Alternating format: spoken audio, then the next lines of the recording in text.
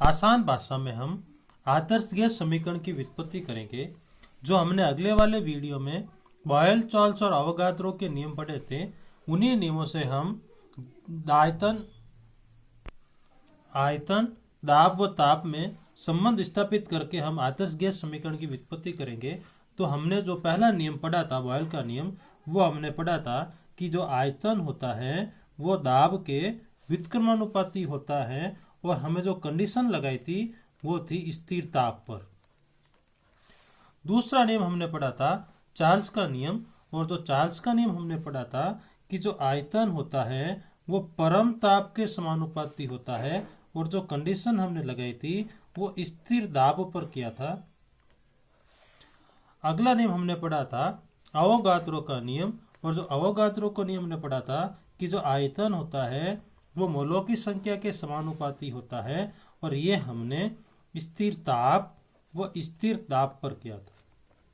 जो कंडीशन लगाई थी उसमें ताप और दाब को स्थिर कर दिया। अब क्या करेंगे, हम इन तीनों समीकरण को एक साथ लेंगे।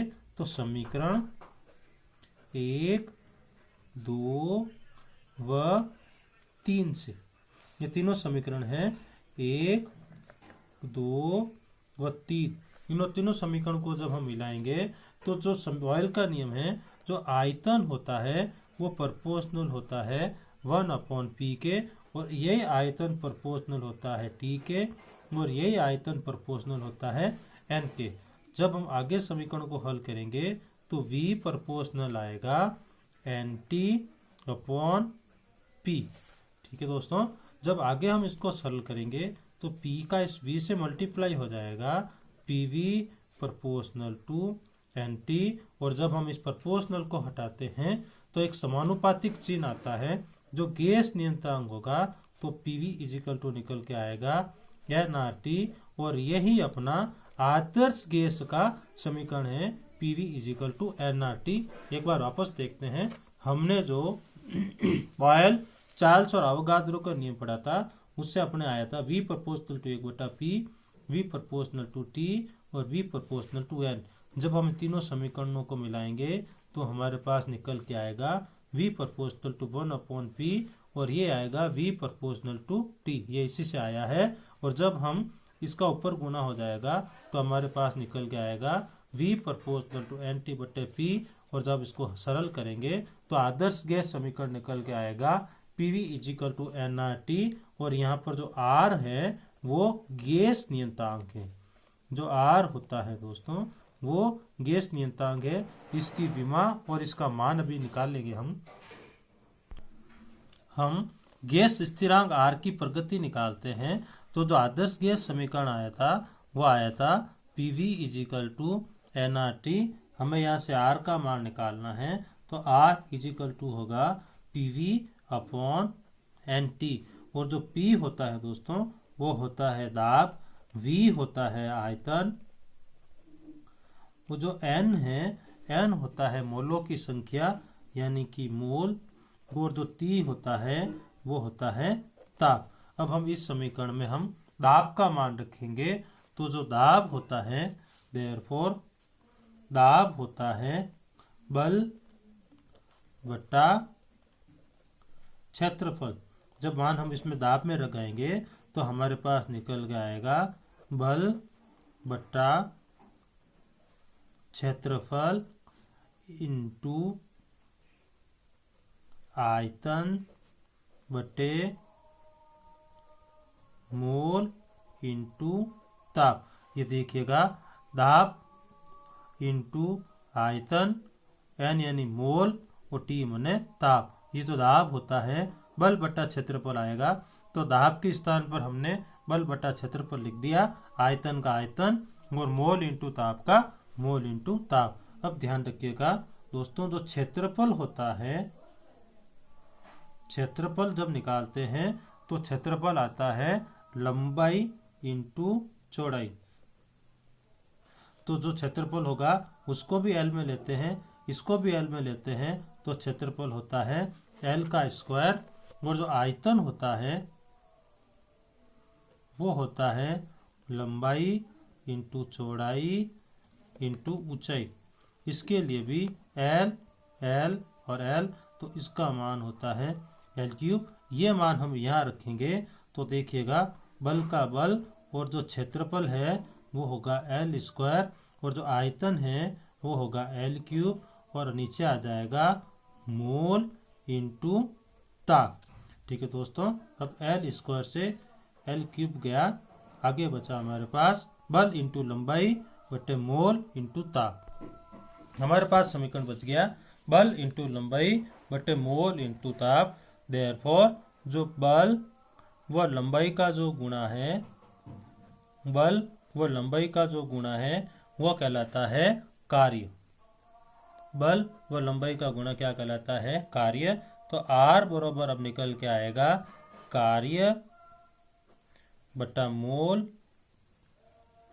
इंटू ताप। अब क्या होगा, ये दोनों ऊपर चले जाएंगे तो जो R का मान निकल के आएगा वो आएगा कार्य मोल -1 ताप -1। अब हम R का संख्यात्मक मान देखेंगे तो R का मान लीटर वायुमंडल में होता है। सीधा याद रखिएगा, डेरिवेशन के लिए, न्यूमेरिकल के लिए 0.0821 लीटर, 0.0821 लीटर वायुमंडल, केल्विन -1 और मोल -1, ये होता है R का मान लीटर वायुमंडल में। जो R का मान CGS में होता है तो CGS में बल का मात्रक होता है डाइन, तो R का मान CGS में होता है 8.314 इंटू 10 की घात 7, 8.314 इंटू 10 की घात 7 डाइन सेंटीमीटर केल्विन -1 मोल -1। अब ज्ञात करेंगे कि R का मान जूल में कितना होता है। न्यूमेरिकल की दृष्टि से याद करिएगा, जो R का मान जूल में होता है वो होता है 8.314 जूल केल्विन -1 मोल -1। और जो R का मान SI मात्रक में होता है वो ध्यान रखिएगा, R का मान SI मात्रक में होता है 8.314 जूल केल्विन -1 मोल -1।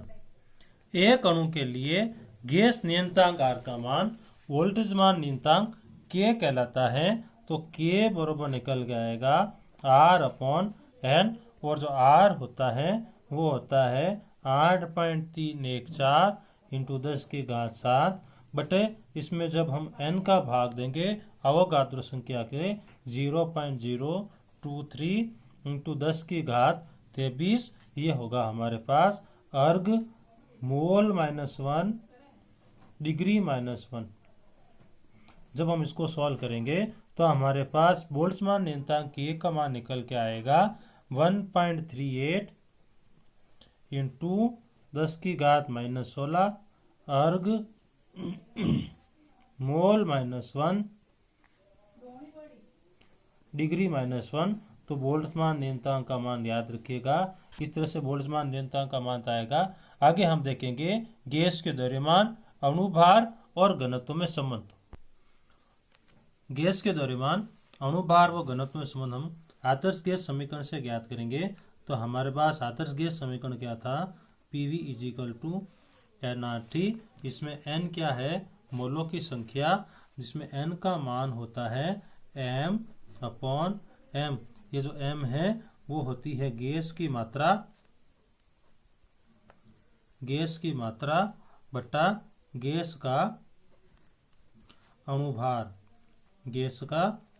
ये मान हम यहाँ रख देंगे तो हमारे पास आएगा PV = m/m इंटू RT। यहाँ से हमें क्या ज्ञात करना है? अणुभार का मान ज्ञात करना है। तो अणुभार को इधर ले जाएंगे, जब अणुभार को हम इधर ले गए तो हमारे पास क्या आया? हमारे पास बच गया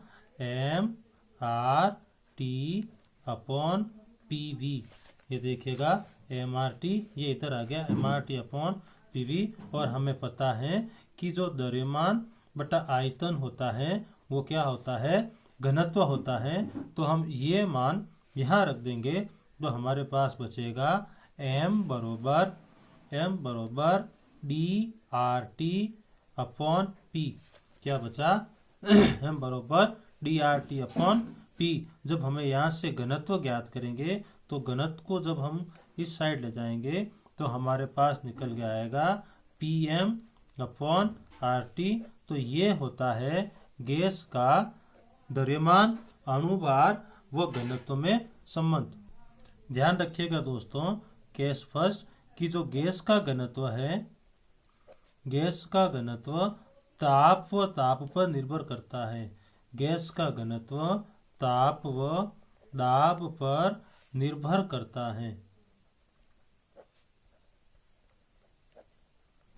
और केस 2 है दोस्तों कि ध्यान रखिएगा कि जो गैस का घनत्व है वो ताप की अपेक्षा दाब पर अधिक निर्भर करता है।